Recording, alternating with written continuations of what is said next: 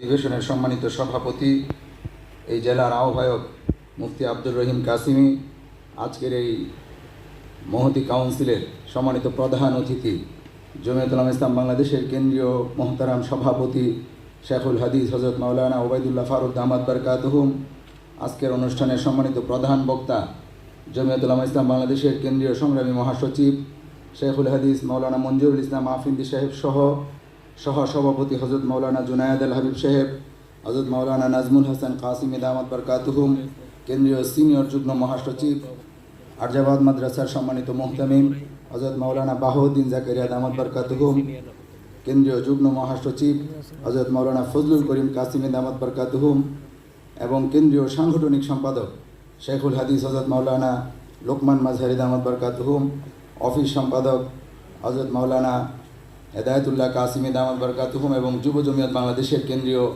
সাধারণ সম্পাদক, আমাদের অত্যন্ত কাছের এবং আমাদের অত্যন্ত শ্রদ্ধেয় সহযোদ্ধা। জমিয়তুল উলামা ইসলাম বাংলাদেশ 105 বছর পেরিয়ে 106 বছরে পদার্পণ করেছে। 1919 সাল থেকে প্রতিষ্ঠা লগ্ন থেকে আজকে পর্যন্ত পরামর্শের ভিত্তিতে, সকলের মতামতের মূল্যায়নের ভিত্তিতে জাতির এবং ইসলামের কল্যাণে যে সকল সিদ্ধান্তগুলি নিয়েছেন, কোনো সিদ্ধান্তের জন্যই পরবর্তীতে দুঃখিত হওয়ার প্রয়োজন পড়ে নাই, সরি বলা লাগে নাই। এই জন্য আমরা বলি, জমিয়তের সিদ্ধান্তে সহসিদ্ধা নাই। জমিয়ত কোনো অবস্থায় গড্ডালিকা প্রবাহে, হাওয়ায় বাতাসে নিজেদেরকে আপনার বিলিয়ে দেয় না।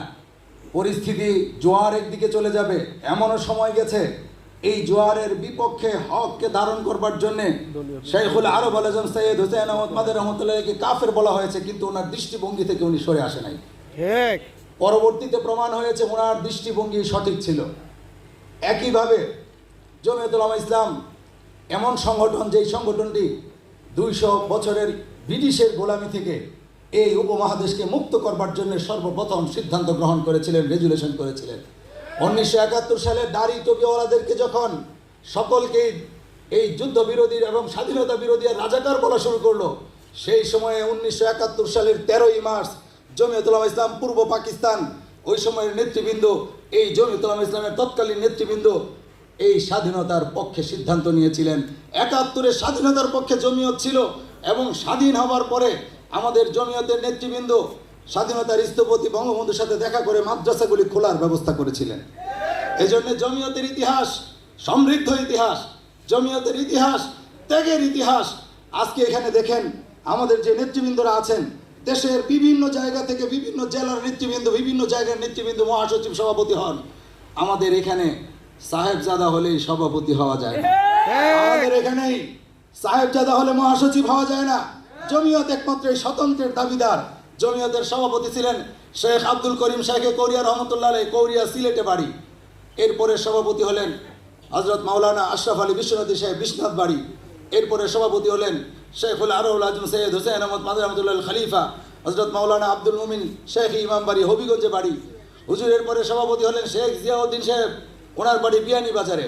একইভাবে মহাসচিবের ধারাবাহিকতায় কখনো আল্লামা শামসুদ্দিন কাসিমি রহমতুল্লাহ আলাইহি মহাসচিব হয়েছেন সন্দ্বীপ বাড়ি, কখনো মাওলানা মহিউদ্দিন খান সাহেব মহাসচিব হয়েছেন গফরগাঁও ময়মনসিংহে বাড়ি, কখনো মুফতি মোহাম্মদ ওয়াক্কাস সাহেব মহাসচিব হয়েছেন বাড়ি যশোহরে। এরপরে মহাসচিব হয়েছেন হযরত মাওলানা আল্লামা নূর হোসেন কাসিমি রহমতুল্লাহ আলাইহি কুমিল্লা বাড়ি।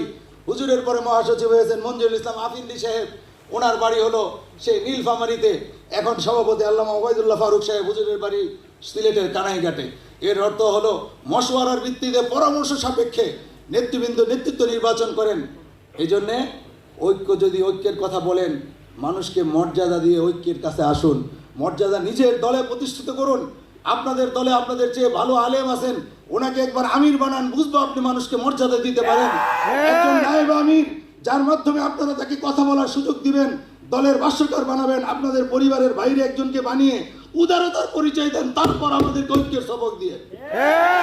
তাই যদি না হয়, পরিষ্কার ভাষায় সাহাবা বিদ্বেষীদের সাথে জমিয়ত ঐক্যে যাবে না, নবীদের সমালোচনাকারীদের সাথে জমিয়ত ঐক্যে যাবে না। আমার গাজীপুরের 5টি দাওরা হাদিস পদ মাদ্রাসায় একজন ওই প্ল্যাটফর্মের দায়িত্বশীল কমিটিতে ঢুকে মুহতামিম বিদায় করে, পরের সপ্তাহে নায়েবে মুহতামিম বিদায় করে, ছাত্র ভর্তি হয়েছে, কত কি আসে, এগুলি শুরু করেছে। তাদের অধীনে পরিচালিত কোনো মসজিদে দেওবন্দি কোনো আলেমকে ইমাম বানায় না। আমরা মনে করছি যদি কোনোভাবে ভুল পথে তাদের সাথে তোমরা ঐক্য করো আর তাদের হাতকে শক্তিশালী করো, তারা যদি রাষ্ট্রের ওরকম কোনো এক জায়গায় বসতে পারে, তাদের এহাতায় আমাদের দেওবন্দি কওমি আলেমদের কোনো মর্যাদা থাকবে না। আমাদের 3 লক্ষ মসজিদের ইমাম, 3.5 লক্ষ মসজিদের খতিব, তারা তাদের জায়গায় তাদের দ্বারা নির্যাতনের শিকার হবে। অতএব এমপি হওয়া বড় কথা নয়। জমিয়ত এই সাধারণ নির্বাচন কেন্দ্রিক আর এমপি হওয়া কেন্দ্রিক কাজ করে না।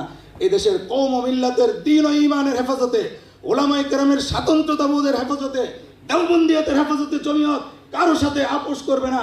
এটা জমিয়তের নজরিয়া। অতএব আমাদের মুরব্বীদেরকে সবক দিও না, ফেসবুকে আমাদের ব্যাপারে মুরব্বীদের ব্যাপারে প্রপাগান্ডা ছড়ায়ও না। আমরা কারো সাথে ঐক্যে যাই নাই। জমিয়ত খেজুর গাছের প্রতীকে নির্বাচন করার প্রস্তুতি নিচ্ছেন, মুরব্বীরা সেভাবেই দিক নির্দেশনা দিচ্ছেন। আমাদের হয়ে কেউ কেউ দুতেয়ালি করে 5 আসন, 4 আসন, 9 আসন, আমাদের মুরব্বীরা জানে না, তোমরা বলার কে?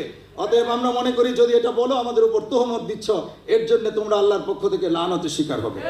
এই জন্যে আমরা বলতে চাই, আপনারা কেন্দ্রীয় মুরব্বীদের প্রতি আস্থাশীল হন, সদস্য বৃদ্ধি করুন, সংগঠনকে শক্তিশালী করুন। আসন ভিত্তিক সংগঠনকে শক্তিশালী করবার জন্যে যে সকল প্রার্থী ঘোষণা হয়েছে ওনাদের কেয়াদতে কাজ করুন। ইনশাআল্লাহ আমাদের কাজই তাদের সকল ষড়যন্ত্রের জবাব হবে। আর জমিয়ত, আমার বাড়ি গাজীপুর, এদিক দিয়ে আপনার চরসিদ্ধুর ব্রিজের পরে গাজীপুর, ওদিকে গোরাশাল ব্রিজের পরে গাজীপুর, পার্শ্ববর্তী জেলা হিসেবে আমার জেলায় আপনাদের সহযোগিতা চাই। আমরাও আপনাদেরকে সহযোগিতা করতে প্রস্তুত আছি। পরস্পর সহযোগিতার মধ্য দিয়ে আমরা ইনশাআল্লাহ এমন ওলামাদের কিয়াদতে বাংলাদেশের সর্ববৃহৎ সংগঠন জমিয়ত উলামা ইসলাম আপোষহীনভাবে দেওবন্দিয়তকে রক্ষা করবে, স্বাতন্ত্র্যতাবোধকে রক্ষা করবে। শেষ পর্যন্ত বিজয়ের হাসি আমরাই হাসবো ইনশাআল্লাহ। এই কথা বলে আমার বক্তব্যকে শেষ করছি। আল্লাহ হাফেজ। বাংলাদেশ জিন্দাবাদ। জমিয়ত উলামা ইসলাম বাংলাদেশ জিন্দাবাদ। জমিয়ত উলামা ইসলাম বাংলাদেশ নরসিংদী জেলা জিন্দাবাদ।